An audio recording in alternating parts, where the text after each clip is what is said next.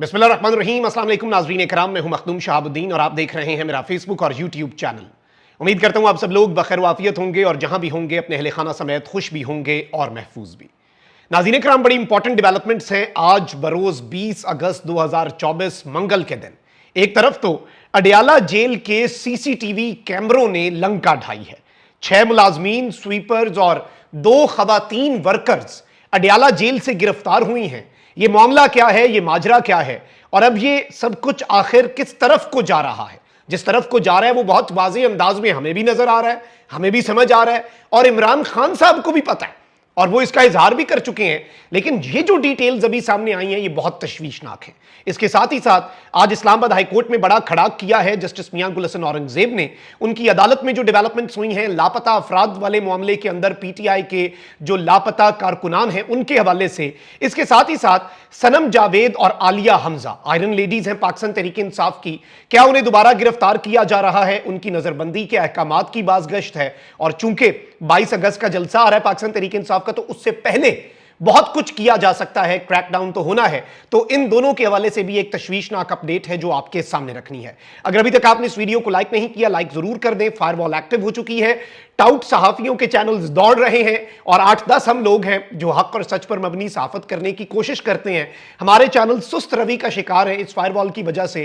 तो आपने करना यह है कि इस फायरवॉल का मुकाबला आपके हाथ में है। वीडियो को लाइक करें, ज्यादा से ज्यादा कॉमेंट्स करें और व्हाट्सएप ग्रुप्स के अंदर शेयर करें। खबरों पर आ जाते हैं नाज़रीन इकराम। 2-3 बड़ी आम डेवलपमेंट्स हैं। एक तरफ तो इस्लामाबाद हाईकोर्ट के चीफ जस्टिस आमिर फारूक ने इंटरनेट की सुस्त रवि और फायरवॉल की तनसीब के खिलाफ सहाफी हामिद मीर की दरखास्त पर वजारत इंफॉर्मेशन टेक्नोलॉजी और पाकिस्तान टेलीकम्युनिकेशन अथॉरिटी समेत फरीकैन को नोटिस जारी करते हुए 26 अगस्त तक जवाब तलब कर लिया है।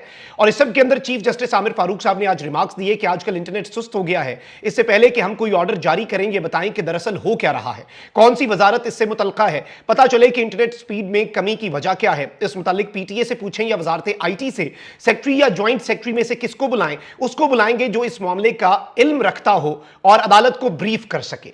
तो उम्मीद हम ये कर रहे हैं, देखिए अच्छे की उम्मीद रखनी चाहिए जस्टिस आमिर फारूक साहब की अदालत में। आई होप सो के असल में इंसाफ हो और ये जो अवाम के बुनियादी हुकूक है, internet is basically now a necessity और इंटरनेट से जो इंफॉर्मेशन का फ्लो है ये बेसिक फंडामेंटल ह्यूमन राइट्स में आता है। लेकिन फायरवॉल लगा के ये इंफॉर्मेशन का फ्लो रोका जा रहा है, फ्रीडम ऑफ एक्सप्रेशन को कर्टेल किया जा रहा है। उम्मीद हम ये कर सकते हैं कि जस्टिस आमिर फारूक इस मामले के अंदर कोई अच्छा ऑर्डर जारी करें। अब उसके साथ ही साथ इस्लामाबाद हाई कोर्ट में एक और समाअत हुई। अजहर मशवानी के 2 लापता भाइयों की बाजियाबी की दरखास्त पर समाअत हुई। इस्लामाबाद हाई कोर्ट के जस्टिस मियां गुल हसन औरंगजेब ने दोनों भाइयों को आज तक बाजियाब करवाकर अदालत में पेश करने का आखिरी मौका दे रखा था और इस सब के अंदर अटॉर्नी जनरल मंसूर उस्मान अवान जो हैं वो अदालती हुक्म पर आज अदालत पहुंचे, इस्लामाबाद हाईकोर्ट पहुंचे और इस सब के अंदर अजहर मशवानी के 2 लापता भाइयों की बाजियाबी की दरखास्त पर समाअत हुई। अटॉर्नी जनरल मंसूर उस्मान अवान ने अदालत से वजीर आजम से मुलाकात और मामले के हल के लिए मोहलत मांग ली। इस्लामाबाद हाईकोर्ट के जस्टिस मियां गुल हसन औरंगजेब ने यह इस्तदा मंजूर करते हुए एक बार फिर मोहलत दे दी, लेकिन इसमें कुछ बड़ी आम तरीन बातें हुई हैं। जस्टिस मियां गुल हसन औरंगजेब ने कहा कि सेक्रेटरी दाखिला ने कहा कि लापता शख्स हमारे पास नहीं, सेक्रेटरी दिफा और डीजीएफआई ने कहा कि हमारे पास भी नहीं। दोनों को किसी आम आदमी ने लापता किया हो या स्टेट के मुतल्लिका एहलकारों ने, दोनों ही जराइम हैं। यानी जिसने भी लापता किया, किसी आम बंदे ने, सिविलियन ने, नॉर्मल इशू के अंदर बंदा लापता, अगवा हो गया, गायब हो गया या किसी स्टेट इदारे ने, सब जुर्म के जुमरे में आता है। और इस सब के अंदर मैं आपको यह बता दूं, अजहर मशवानी के भाइयों के केस में वकील बाबर अवान साहब ने जो दलाइल दी हैं वो बड़े इंपॉर्टेंट हैं।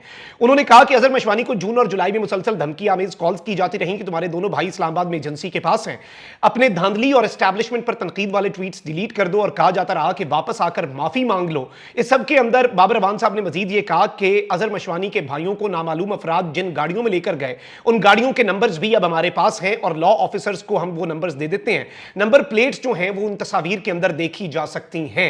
इस सब के अंदर जस्टिस मियां गुल हसन औरंगजेब ने पूछा कि बताएं कि क्या दोनों भाइयों की उठाए जाने की सीसीटीवी फुटेज है? अगर है तो फिर हम आइंदा समाअत पर यहां स्क्रीन लगाने का कहें। अब इस सब के अंदर जो अहम तरीन चीज है वो ये है कि जस्टिस मियां गुल हसन औरंगजेब जो हैं उन्होंने अजहर मशवानी के भाइयों की बाजियाबी के केस में अटॉर्नी जनरल मंसूर उस्मान अवान को मुखातिब करते हुए अहम रिमार्क्स दिए कि the tables can turn tomorrow. जो कुछ आज हो रहा है इतना ही गुज़श्ता दौरे हुकूमत में भी हो रहा था। हमसे पूछें, उनमें और इनमें कोई फर्क नहीं, लेकिन अदालतों ने तो वैसे ही रहना होता है। हमने आइन और कानून पर अमल करना है। जिस शख्स को उठाया है उस पर इखराजात भी तो आ रहे होंगे, उन इखराजात का जवाब क्या होगा, आखिरकार हासिल क्या होगा। यानी जस्टिस साहब ने बड़ी मुनासिब बात की। चले लेट्स बी वेरी ऑनेस्ट, हम आज अदालतों के साथ अगर खड़े हैं, लेकिन हमें इस बात को एक्नॉलेज करके आगे बढ़ना होगा कि पिछले दौरे हुकूमत में, उससे पिछले दौरे हुकूमत में तमाम अदवार में लोग गायब भी होते रहे। ऑल्दो इस तरह से नहीं हुए, इतनी नंगी फस्तायत नहीं हुई, लेकिन ये सब कुछ होता रहा। अदालत को उस दौर में भी इंसाफ करना चाहिए, इस दौर में भी और आइंदा भी। अब इंपॉर्टेंट चीज जो है वो ये है कि इस्लामाबाद हाईकोर्ट के जस्टिस मियां गुलशन औरंगजेब ने अजहर मशवानी के भाइयों और पीटीआई सोशल मीडिया कारकुन फैजान की बाजियाबी की दरखास्तों पर अटॉर्नी जनरल को वजीर आजम पाकिस्तान शहबाज शरीफ से मुलाकात करके हल निकालने के लिए 22 अगस्त जुमेरात तक की मोहलत देते हुए समाअत जो है वो मुलतवी कर दी। और आज पीटीआई के लापता कारकुन फैजान के वालिद जो हैं, उमर रसीदा शख्स हैं, अदालत के सामने बात करते हुए आपदीदा होकर बहुत कुछ बोल गए। जज भी बाप के बेटे के बारे में बोले, जज्बात को ना रोक सके, और जज साहब भी रोका नहीं जज साहब ने, क्योंकि वो ऐसे जज्बात थे। और खुदारा नफरत के बीज ना बोए। मैं बार बार ये बात करता हूं कि इन इगवा, गिरफ्तारियां, गुमशुदगी, इनसे फायदा स्टेट को पिछले 2 साल में क्या हुआ? मुझे कोई बंदा एक कन्विंस कर देना कि रियासत को, स्टेट को, इदारों को क्या फायदा हुआ है, भाई मैं फिर भी मान जाऊं। फायदा नहीं, नुकसान ही हुआ है। घाटे का सौदा ही किया जब भी आपने किया। तो ये चीज खुदा हाथ जोड़ के कह रहा हूं कि लोगों को ये लापता करना छोड़ें और इस मुल्क के ऊपर रहम करें, इस अवाम के ऊपर रहम करें, अपने ऊपर भी रहम करें। अपने साथ भी ज्यादती कर रहे हैं जो गुमशुदा कर देते हैं वो लोग। अब आप ये खबर देखें, मतलब कितनी अजीब सी बात है कि आलिया हमजा और सनम जावेद के 1 माह के नजरबंदी के अहकाम जारी हुए हैं। सनम जावेद और आलिया हमजा इस वक्त जब मैं ये ब्लॉग रिकॉर्ड कर रहा हूं सरगोदा की इंसदादी दहशतगर्दी अदालत के अंदर मौजूद हैं। पुलिस की भारी नफरी बशमूल खवातीन पहुंच चुकी हैं। जैसे ही पेशी से फारिग होकर बाहर निकलेंगी, इतलात ये हैं कि इन दोनों को हिरासत में लिया जा सकता है। यानी ये अपनी बेल्स करवाने गई हैं, इनकी नजरबंदी के नए अहकाम जारी करके ये वारदात डाल दी गई है। खुदा का खौफ करें, लेकिन इस मुल्क में ऐसे होता नहीं है। अच्छा, वहीं दूसरी जानिब एक और बड़ी तशवीशनाक अपडेट ये आई है कि इमरान खान और बुशरा बीबी पर एक और केस बना दिया गया है। नैब ने तोशाखाना तफ्तीश के बाद 2 रेफरेंसेस दायर कर दिए। ये रेफरेंस तफ्तीशी अफसर मोहसिन हारून ने दायर किए हैं। और इस सब के अंदर मैं आपको ये बता दूं कि इमरान खान साहब का नैब केस के अंदर जिस नए तोशाखाना 2 में खान साहब को पकड़ा गया है, उसमें जो सूरत हाल बनी वो बड़ी खतरनाक भी थी।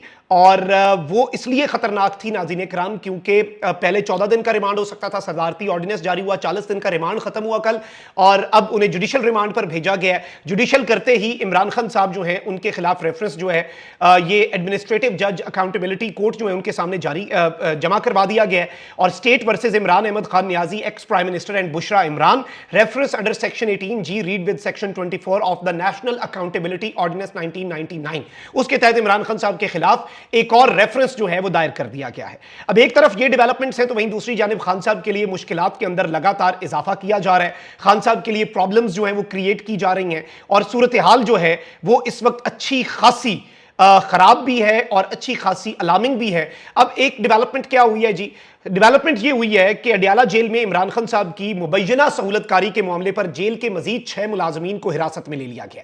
इससे पहले जेल से डिप्टी सुपरिटेंडेंट मोहम्मद अकरम उठाए गए, फिर उनके करीब अडियाला के करीब जो उनके घर है उसके करीब रहने वाले एक और डिप्टी सुपरिटेंडेंट को उठा लिया गया, ऑल्दो उन्हें क्लियर करके भेज दिया गया। नाजिम को पकड़ा गया, उसे क्लियर करके भेज दिया गया। साबिक आईजी जेल खान आजाद को पकड़ा गया, उसे क्लियर कर दिया गया।